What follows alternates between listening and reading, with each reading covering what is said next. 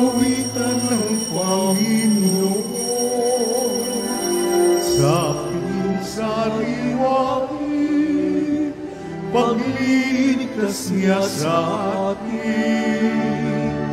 Bayan nating alalahanin, panahong tayo'y inalipin, ng ngalan niya'y ating sambitin. Paano di tayo lingapin?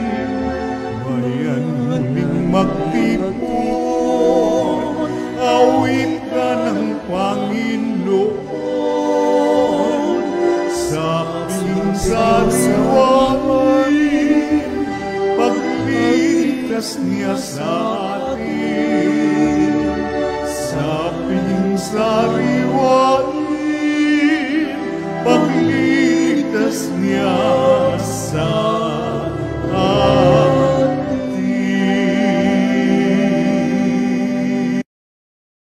Ng Ama at ng Anak at ng Espiritu Santo. Amen. Ang pagpapala ng ating Panginoong Hesukristo, ang pag-ibig ng Diyos Ama, at ang makikipagkaisa ng Espiritu Santo naway sumainyong lahat. At sumaiyo rin.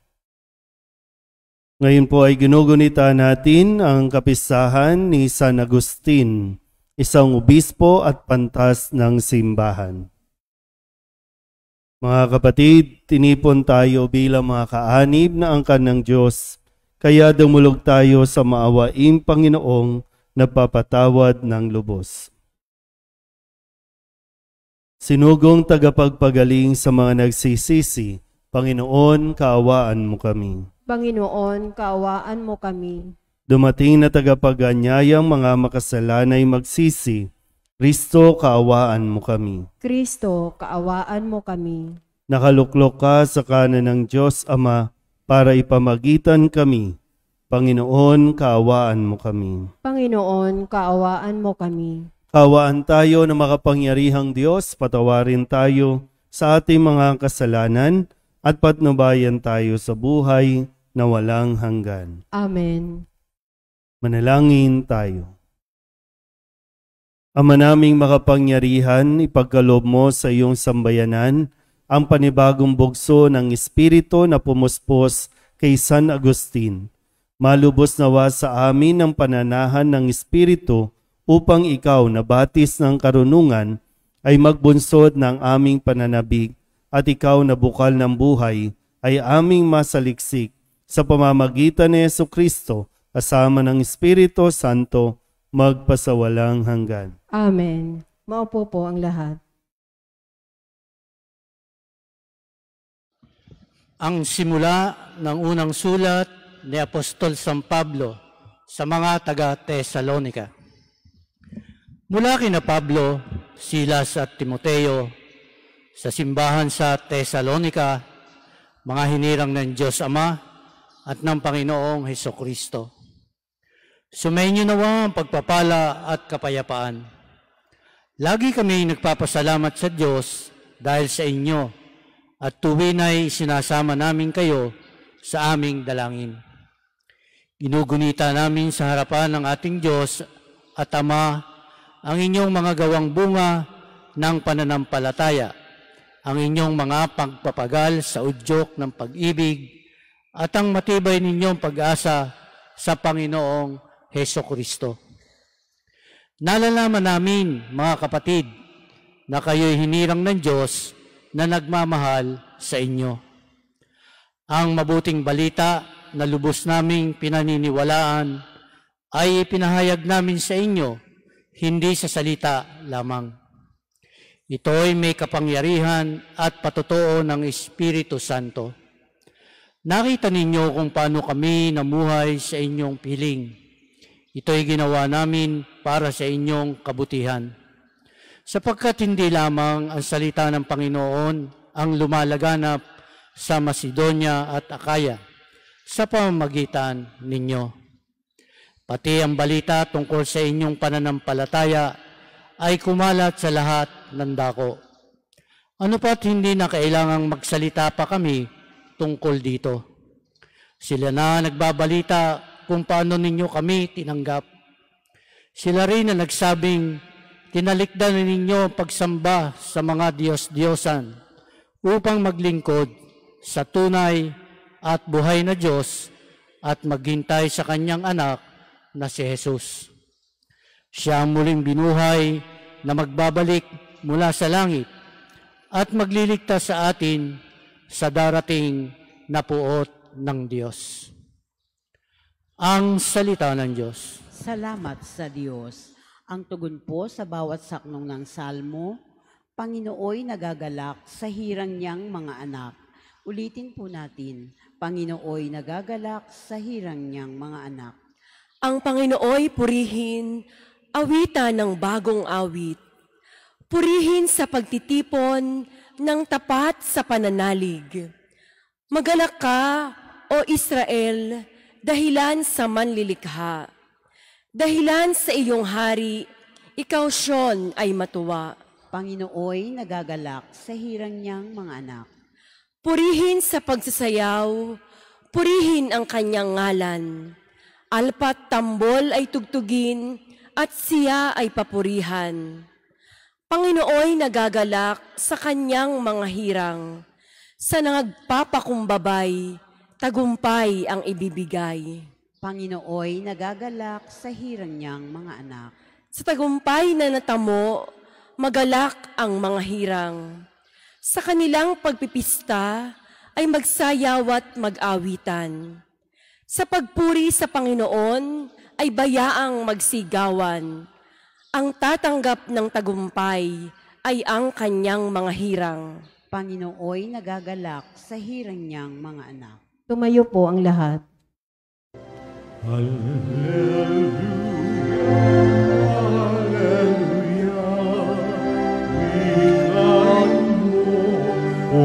Nakikinig ako sa iyong mga salita. Alleluia, Alleluia, Alleluia.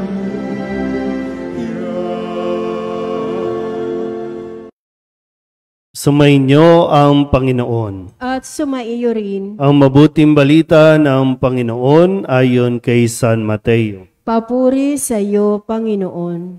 Noong panahong iyon, sinabi ni Jesus, Saaban ninyo mga iskriba at mga pariseyo, mga mapagpaimbabaw. Hinahadlangan ninyo ang mga tao upang hindi sila mapagharian ng Diyos. Ayaw na ninyong pasakop sa paghahari ng Diyos, hinahadlangan pa ninyo ang ibig pasakop. Saaban ninyo, mga iskriba at mga pariseyo, mga mapagpaimbabaw. Inuubos ninyo ang kabuhayan ng mga babaeng balo, at ang sinasangkalan ninyo'y ang pagdarasal ng mahaba. Dahil dito'y lalo pang bibigat ang parusa sa inyo. Saaban ninyo, mga iskriba at mga pariseyo, mga mapagpaimbabaw. Nilalakbay ninyo ang karagatan at ginagalugad ang buong daigdig. Makahikayat lamang kayo ng kahit isang hentil sa pananampalatayang Hudyo. At kung mahikayat na'y, ginagawa ninyong masahol pa kaysa inyo. Kaya't nagiging ibayo ang dahilan para siya'y parusahan sa impyerno. Saaban ninyo, mga bulag na taga-akay, itinuturo ninyo na kung ipanumpa ninuman ang templo, walang anuman ito. Ngunit kung ang ipanumpa ay ang ginto ng templo, dapat niyang tuparin ang kanyang sumpa. Mga bulag, mga hangal, alin ang mas mahalaga, ang ginto o ang templong nagpapabanal sa ginto? Sinasabi rin ninyo na kung ipanumpa ninuman ang dambana, walang anuman ito. Ngunit kung ang ipanumpa ay ang handog na nasa dambana, dapat niyang tupdin ang kanyang sumpa. Mga bulag, alin ba ang mas mahalaga? Ang handog o ang dambanang nagpapabanal sa handog? Kaya nga, kapag ipinanumpa ni man ang dambana, ipinanunumpa niya iyon at ang lahat ng handog na naroon. Kapag ipinanumpa ni man ang templo, ipinanunumpa niya iyon at ang tumatahan doon. At kapag ipinanumpa ni man ang langit, ipinanunumpa niya ang trono ng Diyos at ang nakaluklok doon. Ang mabuting balita ng Panginoon. Pinupuri ka namin, Panginoong Hesukristo. Maupo po ang lahat. Isang magandang gabi po sa inyong lahat. Lunes na Lunes at ito po ang ipinarinig sa atin ng ating Ebanghelyo ngayong araw na ito. Sa aba ninyo, mga iskriba, mga pariseyo, mga mapagpaimbabaw, mga hangal. Talagang yung salita, sasabihin talaga kung ano ang kailangan nating marinig. Sabihan nyo nga yung katabi ninyo, hangal. Hindi nyo masabihan. Ang mga pariseyo, ang mga iskriba, sila po ang authority sa templo. Sila yung mga tagapagturo. So sila yung nakakaalam ng batas. Malinaw po ba? Yan.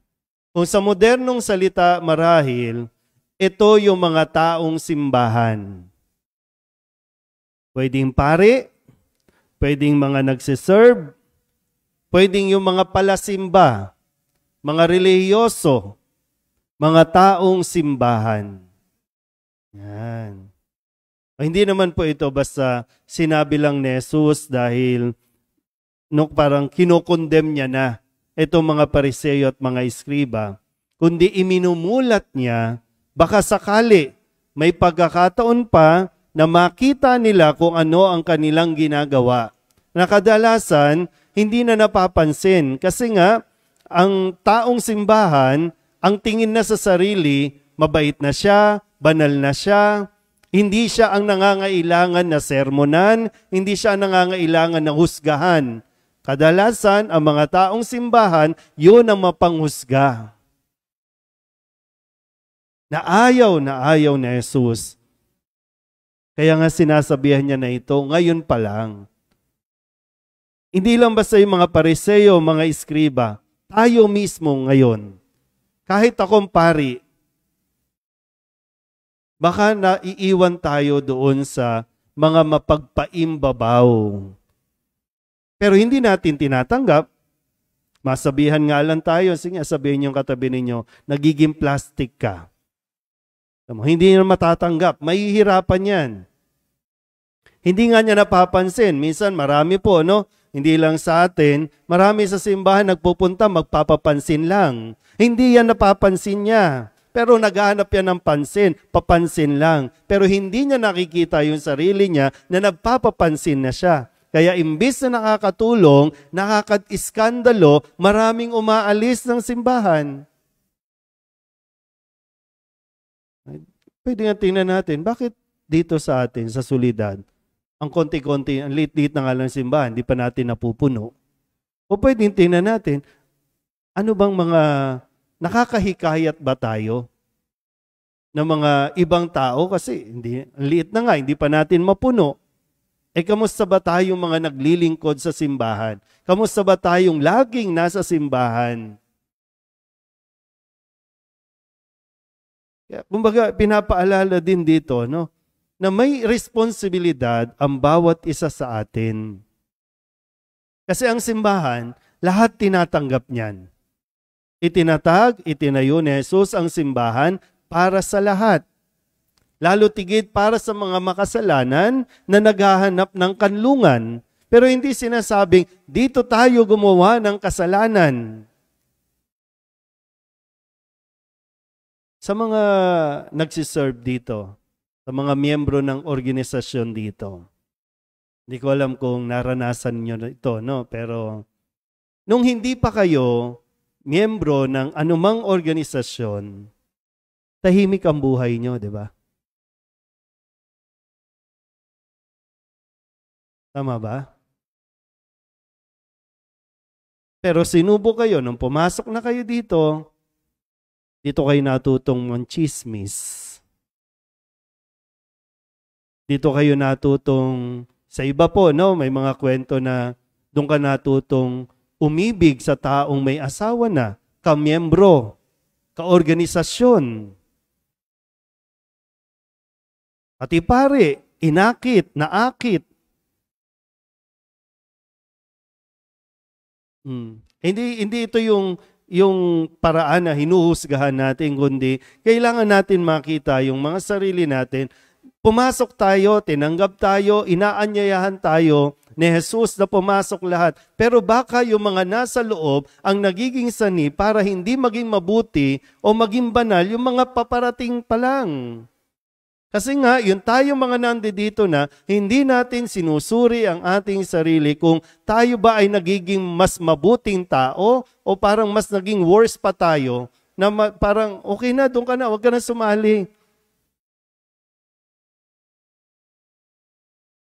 Kaya nagiging mapagpaimbabaw. Tataas-taas tayong kamay, kanta-kanta, yawe-yawe. So mga batang ito, napaka-inosente pa.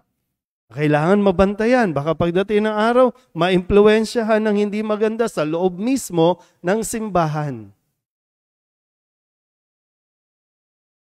Kaya malaking responsibilidad pag sinabing taong simbahan ka. Mag-iingat ka sa pagpo-post, mag-iingat ka sa mga sinasabi mo, kahit sa social media, taong simbahan ka. Sasabihin nyo, kalayaan ko to eh. Pero wag mong kakalimutan, taong simbahan ka na mayroong kang responsibilidad. Na po pwedeng dahil sa'yo, minsan yung naisip nyo ba minsan na taong simbahan ka, pero yung mismong pamilya mo hindi nagsisimba? Magandang tanungin, bakit? Kasi po pwedeng walang nakikitang magandang halimbawa sa akin. Taong simbahan ako eh. Pero baka yung lumalabas sa bibig ko, puro mura, puro judgmental, o panguhusga. Taong simbahan ako eh. Kung sasabihin mo na wala akong pakialam, baka nararapat lang nasabihan tayong mga hangal, mga mapagpaimbabaw. Di bali ng 3 lang nasa simbahan. Basta't hindi ito ang maging dahilan at lalo tigit sana hindi tayo yung dahilan kaya walang pumapasok na simbahan ng mga tao dito.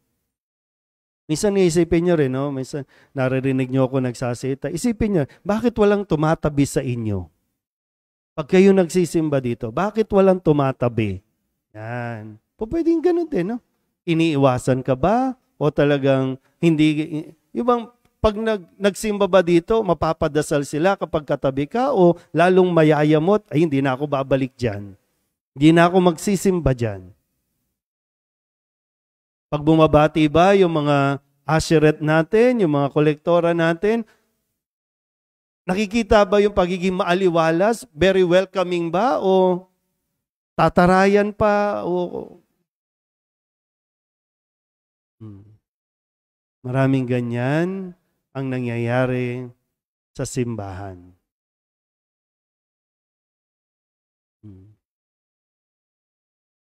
Kung hindi man dito sa Soledad, maraming simbahan, maraming tao ang ayaw ng magsimba dahil lamang sa mga taong simbahan. Numero 1, mga lingkod, mga nagsiserve sa simbahan. Minsan, nakakalungkot, mismong dahil sa pari. Kasi yung pari masungit, yung pari ang daming request, yung pari mayabang, yung pari.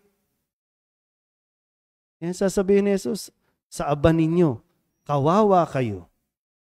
Kasi pananagutan ninyo.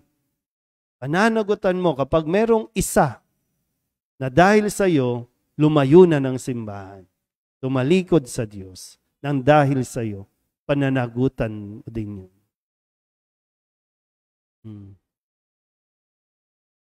Ano? Kaya kailangan natin laging sinusuri ang ating pong pagiging taong simbahan. O pwede pong sa harapan natin, sa dito, o pwedeng maitago mo. Pero sa Diyos, hindi tayo makakapagtago ng tunay nating katauhan. Madaling magsabing, bawal yan. Pero kung tayo ba ay gumagawa nito o hindi, alam yan ng Diyos. Amen?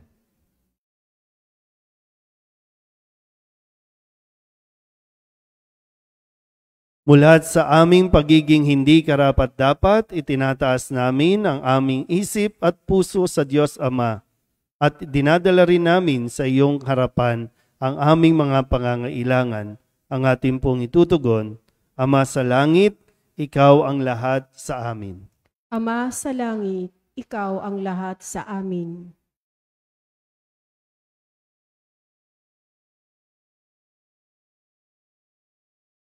Ang simbahan, lalo na ang kanyang mga pinuno, naway isa puso ang gawaing pagpapanibago at pagbabalik loob. Manalangin tayo sa Panginoon. Ama sa langit, ikaw ang lahat sa amin. Ang mga opisyal ng gobyerno, naway magpakita ng tunay na malasakit sa katarungan, dangal at pagkakaisa. Manalangin tayo sa Panginoon. Ama sa langit, ikaw ang lahat sa amin. Ang mga gumagawa sa media, naway akayin ang mga tao sa katotohanan at isulong ang kahalagahan ng Ebanghelyo. Manalangin tayo sa Panginoon. Ama sa langit, ikaw ang lahat sa amin. Ang mga may sakit, naway makatagpo ng pag-asa, kagalingan, lakas at kasiyahan. Manalangin tayo sa Panginoon. Ama sa langit, ikaw ang lahat sa amin. Ang mga tapat na yumao, naway gantimpalaan ng Panginoon na walang hanggang kaligayahan dahil sa kanilang dalisay na paglilingkod. Manalangin tayo sa Panginoon. Ama sa langit, ikaw ang lahat sa amin. Idulog din natin sa Panginoon ang ating mga personal na kahilingan at mga panalangin para sa ating mga pamilya, kasama mga kahilingan ng mga nanonood sa online. Lahat ng mga misang pasasalamat, special na intensyon, mga agarang paggaling ng mga may sakit, at ang lahat ng mga kaluluwa na inihiling na ipagdasal sa misang ito.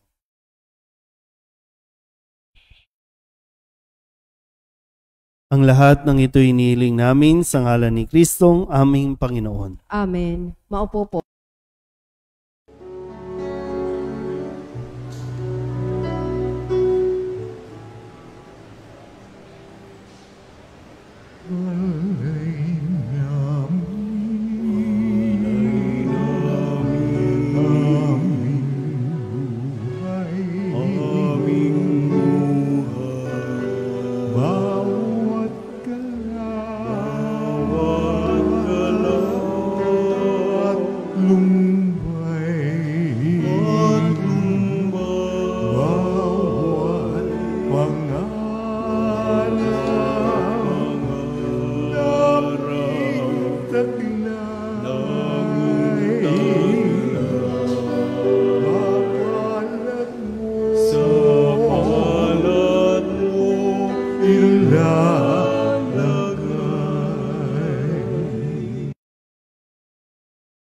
Manalangin kayo mga kapatid upang paghahain natin ay kalugdan ng Diyos Amang makapangyarihan. Tanggapin nawa ng Panginoon itong paghahain sa iyong mga kamay, sa kapurihan niya at karangalan sa ating kapakinabangan at sa buong sambayanan niyang banal. Ama naming lumikha, sa pagdiriwang namin sa pagtubos ng iyong anak sa amin, mahihain nawa ngayong ginugunita si San Agustin ang pakikinabang sa matapat na pagsasama sa panandang ito ng pag-ibig at pagkakaisa sa pamamagitan ni Jesucristo kasama ng Espiritu Santo magpasawalang hanggan. Amen. Sumainyo ang Panginoon. At sumaiyo rin. Itaas sa Diyos ang inyong puso at diwa. Itinaas na namin sa Panginoon. Pasalamatan natin ang Panginoong ating Diyos. Marapat na siya ay pasalamatan. Ama naming makapangyarihan, tunay ngang marapat na ikaw ay aming pasalamatan sa pamamagitan ni Jesucristo na aming Panginoon. Ngayong si San Agustin ay pinararangalan sa pamumuhay niyang totoong uliran at pagiging maaasahan sa panunungkulan. Kaya't si Jesucristo na maaasahan sa katapatan ay inihahayag sa pangangasiwa sa sambayanan. Ang malasakit na mga ulirang tagapangasiwa noon ay napapatuloy magpahanggang ngayon sa mga panalangin kanilang iniuukol kaysa ng sambayanan mong dito'y nagtitipon. Kaya kaysa ng mga anghel nagsisiawit ng papuri sa iyo nang walang humpay sa kalangitan, kami nagbubunyi sa iyong kadakilaan. Santo, Santo, Santo, Diyos makapangyarihan, puspos ng walhati ang langit at lupa, o sana, sa kaitaasan, pinagpalang na ito sa ngalan ng Panginoon.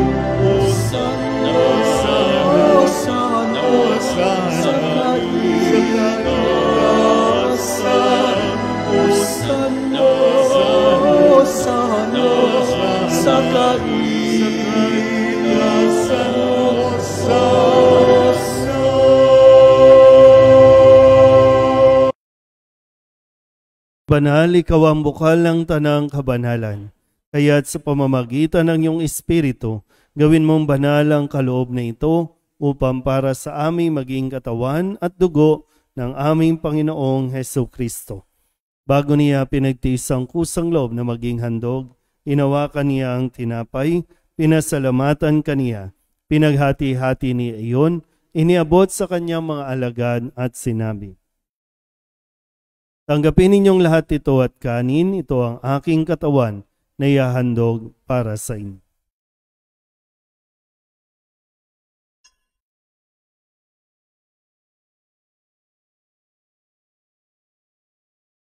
Gayun din naman nang matapos ang hapunan, hinawakan niya ang kalis, muli kaniyang pinasalamatan.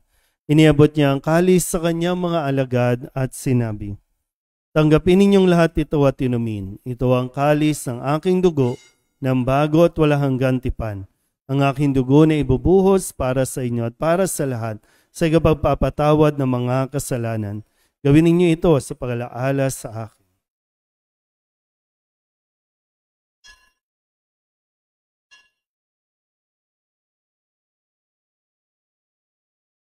Ipagbunyi natin ang misteryo ng pananampalataya. Si Kristo'y namatay, si Kristo'y nabuhay, si Kristo'y babalik sa wakas ng panahon. Ama, ginagawa namin ngayon ang pag-alaala sa pagkamatay at muling pagkabuhay ng iyong anak, kaya't iniaalay namin sa iyo ang tinapay na nagbibigay buhay at ang kalis na nagkakaloob ng kaligtasan. Kami napapasalamat dahil kami iyong minarapat na tumayo sa harap mo para maglingkod sa iyo. Isinasamo namin kami magsasalo-salo sa katawan at dugo ni Kristo ay mabuklod sa pagkakaisa sa pamamagitan ng Espiritu Santo. Ama, lingapin mo ang iyong simbahang laganap sa buong daigdig.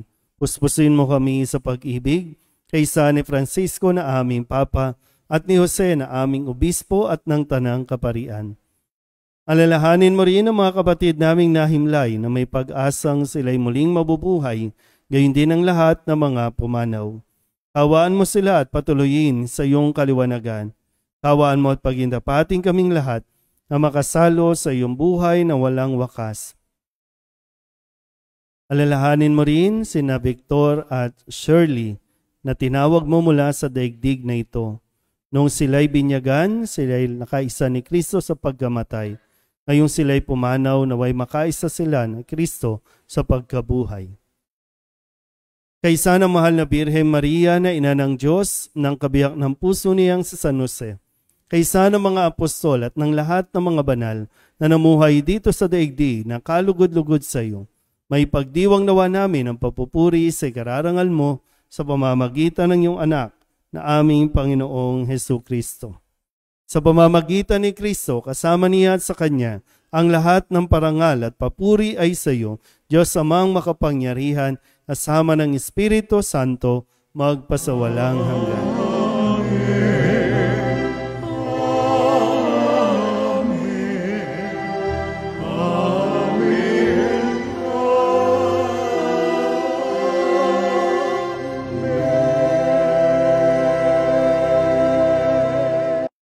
Sabay-sabay nating dasalin ngayon ang panalangin tinuro sa atin ng ating Panginoong Hesukristo. Ama namin, sumasalangit ka. Sambahin ang ngalan mo. Mapasa amin ang kaharian mo. Sundin ang loob mo dito sa lupa para nang sa langit. Bigyan mo kami ngayon ng aming kakanin sa araw-araw at patawarin mo kami sa aming mga sala para ng pagpapatawad namin sa nagkakasala sa amin. At huwag mo kaming ipahintulot sa tukso, at iadya mo kami sa lahat ng masama. Amen. Inihiling namin kami iadya sa lahat ng masama, pagkalooban ng kapayapaan araw-araw, iligtas sa kasalanan, at ilayo sa lahat ng kapahamakan, samantalang aming pinananabikan ang dakilang araw ng pagpapahayag ng tagapagligtas naming si Hesukristo. Sapagkat iyo ang kaharian at ang kapangyarihan at ang kapurihan magpakailanman. Amen. Panginoong Hesukristo, sinabi mo sa iyong mga apostol, kapayapaan ang iniiwan ko sa inyo, ang aking kapayapaan ang binibigay ko sa inyo. Tunghayan mo ang aming pananampalataya at huwag ang aming mga pagkakasala. Pagkalooban mo kami ng kapayapaan at pagkakaisa ayon sa iyong kalooban, kasama ng Espiritu Santo, magpasawalang hanggan. Amen. Ang kapayapaan ng Panginoon ay laging sumainyo. At sumaiyo rin. Magbigayan po tayo ng kapayapaan sa isa't isa.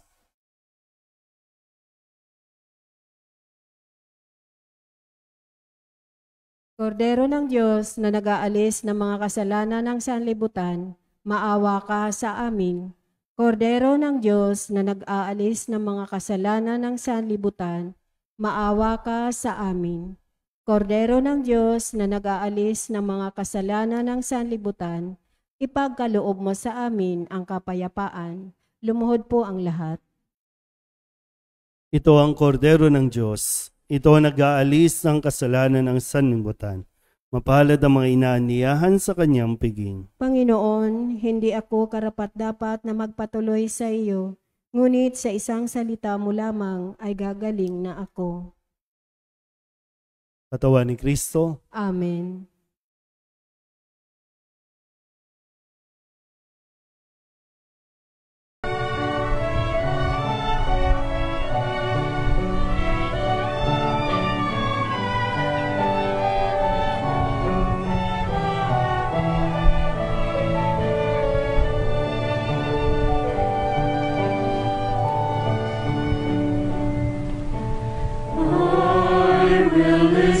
To the Lord, will listen to the voice of His people, serve them with all my heart. I will listen to His words and call upon the Lord for His people to live in faith and truth and in love.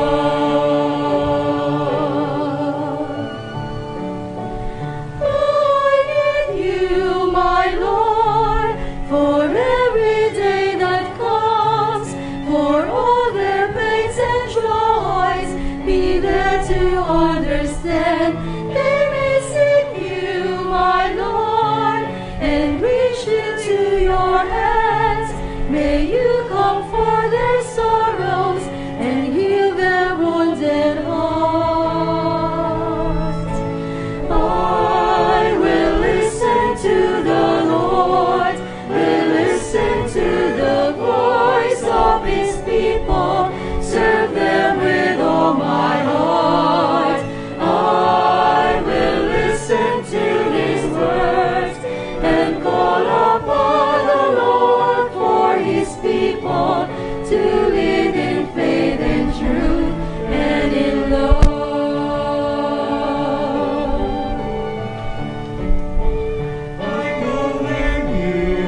my Lord. Show them your truth and love. When darkness overtakes them, your light shines from above. I will be there, my Lord, to lead at your command. Together at one table, eat them the bread of love. I will listen to the Lord, will listen to the voice of his people, serve them with all my heart. I will listen to his words and call upon the Lord for his people to live in faith and truth and in love. There are those who seek the lost and suffering, bind their wounds and bring them to your care. Oh Lord, I know that you're with them, embracing once again. Your love is all I bear.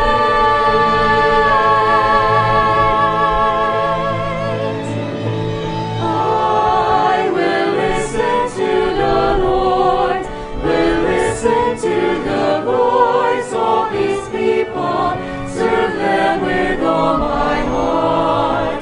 I will listen to his words and call upon the Lord for his people to live in faith and truth and in love.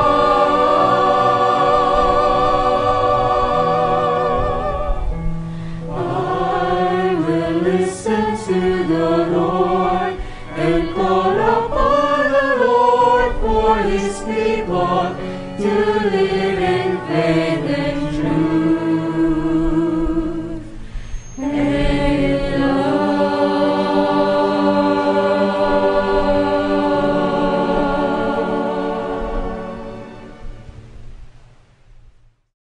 Manalangin tayo. Ama naming mapagmahal, ang pakikinabang namin sa hapag ni Kristo ay magpabanal nawa sa amin upang kami mga kaanib niyang tumanggap sa Kanya ay maging talagang siya sa pamamagitan din niya kasama ng Espiritu Santo magpasawalang hanggan. Amen. Sumainyo ang Panginoon. At sumaiyo rin. At pagpalain kayo ng makapangyarihang Diyos, Ama at Anak, Espiritu Santo. Amen. Tapos na ang banal na misa, humayo tayo sa kapayapaan ni Kristo. Salamat sa Diyos. Magandang gabi po.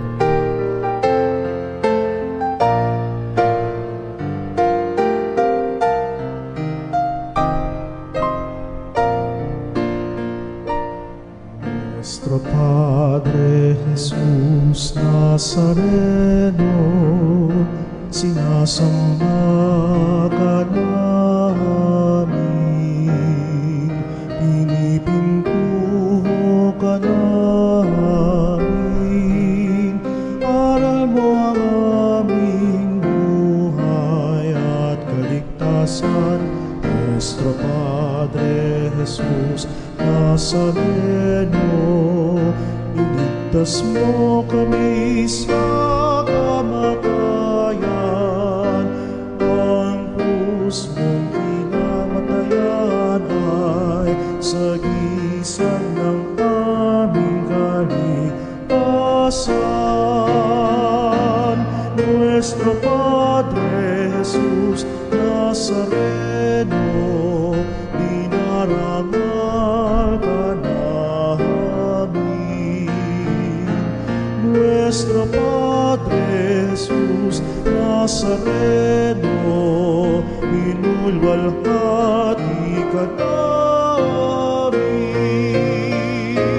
Nuestro Padre Jesus Nazareno, dinarangal ka namin. Nuestro Padre Jesus Nazareno,